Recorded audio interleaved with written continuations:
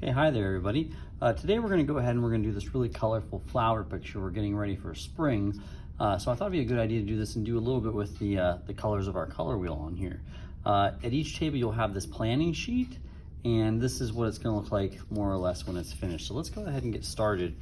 Today I would like to use Sharpies, so I'm going to start by getting a messy mat so I don't get any Sharpie on the table. So I have my messy mat, have my white paper, and I'm gonna have a couple of these spread out around your tables so that you have something to look at while you're making your flowers. If we look at this, you can see that there's flowers that start off with circles, these U shapes upside down or right side up, ovals, and then down here we have a bunch of different leaf ideas. So I'm gonna start by doing a couple flowers that are maybe just circles. So maybe I'll do one here and one here. We're all really used to doing flowers with like these regular petals that are shaped like big loops or letter U's. So I'll do a couple of those, but what can we do to make this more exciting? Maybe put something between those petals. It doesn't have to be the same shape, it can be something different. You could put something inside the petals. Just lines, could be dots. Let's go down to this one. Maybe instead of doing like a U shape, we could do something different. This one's kind of shaped like a heart, isn't it? It just doesn't have the point at the bottom. And maybe I'll go around the whole thing. Just a couple ideas. Now I want you to just watch along for a while. You don't have to do anything right now. And then you can look at these ideas and come up with your own in just a second. So let me do a couple more things. I'll make this one bigger. I want to fill up the space. I want to see mostly flowers when I'm done with this project. I don't want to see a bunch of background. The flowers are the cool part. So I like this. I'm just doing, it's like doing a spiral, but the spiral is made with a bumpy line. That became a real big flower real quick. Some of these other ones shaped like, start with a U. Tulips are kind of like this. Kind of like this. This is like a thistle.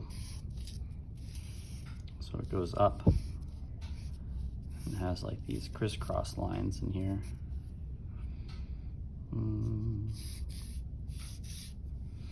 Let's see, I got 1, 2, 3, 4.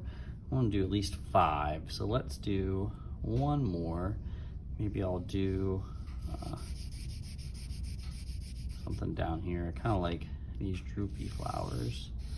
And, you know, you could even mix and match them. I like those droopy flowers, but I was just looking, I really like, has like this inside, these are like these crazy eyelashes. Now you notice I did all my flowers. I didn't do any of the stems yet. I'm saving the stems for last because you never know where you're gonna put all your flowers. And so I don't wanna, if I had drawn this flower and put a stem right away, then I wouldn't be able to have this big flower here. So I'd rather do the flowers and then do the stems later. So I just have these long lines. They can be straight, they can curve a little bit. And then looking at the bottom line of this paper, it shows lots of different types of leaves. We're used to doing this type of leaf where we have like the center, and we put a curve on the top and the bottom. You can add lines to it, and that's our pretty normal leaf, and that's fine. You can do those, you can do them in different sizes, do them up and down the branch. Instead of doing that, maybe we do that center line and we do bumps on there. Or maybe kind of like this, some leaves are just really long, almost like grass. So I'll do a couple different things here. I like some of these swirly things again.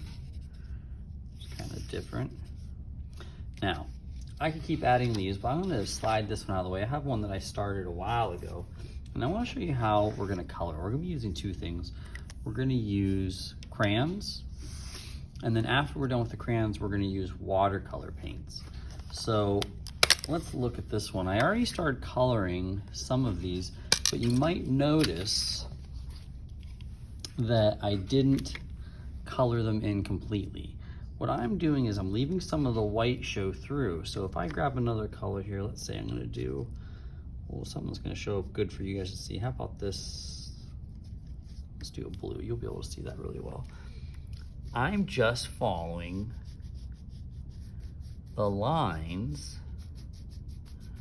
that I did with the Sharpie with the color. So I'm not coloring it in.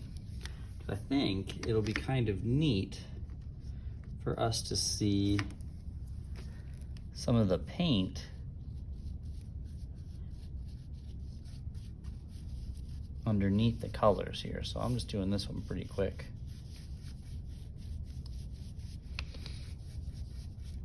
So I did not color it in the whole way. Sorry if I'm shaking the table.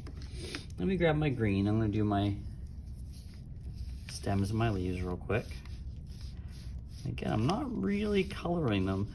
I am, when we use watercolor and crayons, you'll always hear me say, make sure you're pressing nice and hard with the crayons, because if you don't press very hard, well, you maybe just shouldn't have colored at all, because the paint is likely to just overpower that crayon. So I am pressing kind of hard. Okay, that looks pretty good, but you see I left some white show through. Now, the way we're doing the paint today, I'm not giving you both colors at the same time. I'll have some kits with warm colors and some kits with cool colors. So you're gonna start with one and then you're gonna switch to the other after that. So I'll maybe start with my cool colors.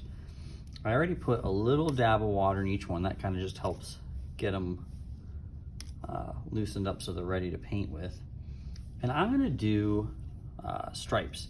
So I know this is gonna seem crazy, but I'm just gonna take that green or whatever color you're starting with, and I'm doing a diagonal stripe the whole way across the paper.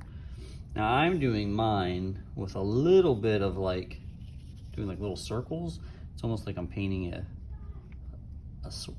curly line or a swirly line, and I'm painting right over everything else. That's why it's important that you press nice and hard. Now I did like a couple green lines. Maybe I'll move over here to the blue, and I'm just gonna keep going.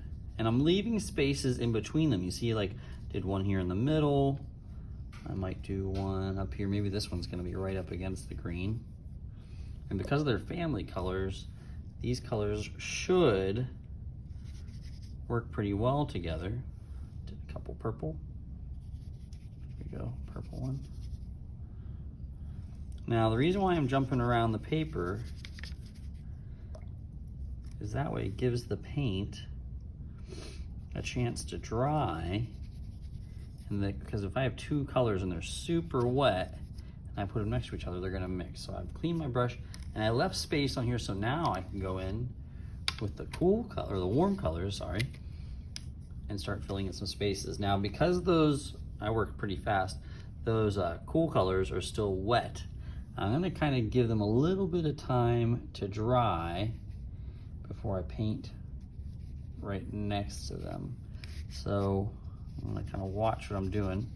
Some of these colors, like red, it works pretty well with the cool colors, so you might end up getting some cool mixing going on, but I'm not intentionally putting the colors like over top of each other. I'm going next to them, but not over top of them.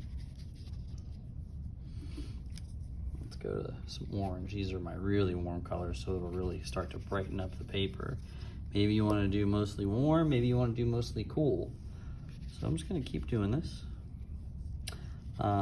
When you're all done with this, you might want to let it dry for a while before you take it home, but if we have enough time and they're dry, you can go ahead and take this home today. Let's get some yellow on there. If you have more water, it makes the color lighter. So I'm trying not to I'm not dunking my brush in the water all the time. If the color is wet over here, you don't really need to do that, but if you need to clean your brush because it's dirty, you might want to.